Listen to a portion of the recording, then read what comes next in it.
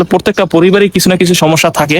আল্লাহর কসম করে একটি পোস্ট করেছে যে আবু তোহা আদনানের সাথে ঘটে যাওয়া যে সোনা ভাই জিরোটুকে নিয়ে ভিডিও বানানোর কারণে জান্নাতুল ফেরদাউসকে মোবাইল গিফট করছে। সহজ সরল এবং স্বাভাবিক কন্টেন্ট দিয়ে অনেক দিন পরিশ্রমের পর রিপুন মিয়া আজকে একটা অনলাইনে ভালো পর্যায়ে এসে দাঁড়িয়েছে সেলিব্রিটিদের কাতারে। কিন্তু এটিএন নিউজের একটা ভিডিওই তাকে দর্শকের কাছে ঘৃণের পাত্র হিসেবে পরিচিতি লাভ করিয়ে দিয়েছে। তিনি বাবা মায়ের খোঁজখবর রাখছেন না এবং বউকে অস্বীকার করছেন। এ ধরনের একটা ভিডিও আপনারা সবাই দেখেছেন। আসলে আমার কাছে মনে হয় অনলাইনে যারাই কাজ করে বেশিরভাগ মানুষেরই সামনের একটা রূপ থাকে এবং পিছনে থাকে আলাদা রূপ। এই বিষয়টা নিয়ে আমি আগেও পোস্ট করেছি, খুবই খারাপ লাগে। এছাড়াও আপনারা জানেন বর্তমানে আলোচিত একটা বিষয় হচ্ছে আবু তোহা আদনানের সাথে ঘটে যাওয়া যে সমস্যাগুলো, তার স্ত্রী সাবিকুন নাহার যে পোস্টগুলো করেছে তার বিরুদ্ধে বা তার মান সম্মান আঘাত এনেছে। জানি না ঘটনাটা কোনটা সত্য কোনটা মিথ্যা। আবু তোহা আদনান হুজুরও কিন্তু আল্লাহর কসম করে একটি পোস্ট করেছে যেখানে বলা হয়েছে সে এই ধরনের অন্যায়ের সাথে পরকীয়ার সাথে জড়িত নয়।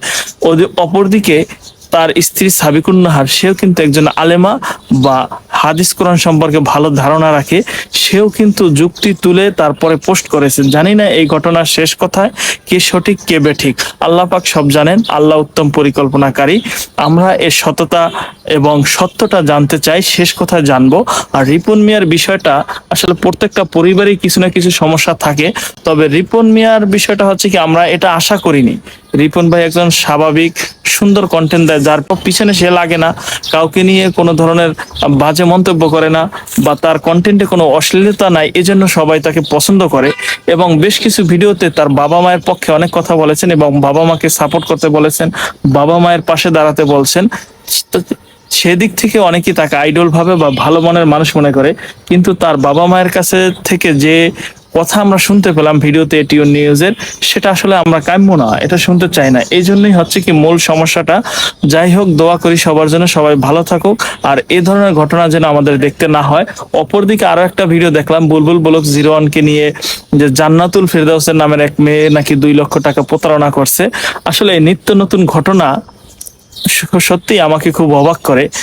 কয়েকদিন আগেও দেখলাম যে মেয়েকে নিয়ে বুলবুল ব্লগস প্রমোট করছে। বুলবুল ব্লগস বারবার সবাইকে বলছে তার পেজে যান, তাকে সাপোর্ট করেন। সে নাকি প্রতারিত হচ্ছে জান্নাতুল ফেরদাউসের কাছ থেকে। আসলে অন্যের জন্য গর্ত খুঁজতে গেলে সে গর্তে যে মানুষ নিজেই পড়ে, এটা আগে থেকেও আমরা জেনেছি, আবার নতুন করে জানলাম। মনা ভাই জিরোটুকে নিয়ে ভিডিও বানানোর কারণে জান্নাতুল ফেরদাউসকে মোবাইল গিফট করছে, সে ধরনের ভিডিও আমরা এখন দেখতে পাচ্ছি।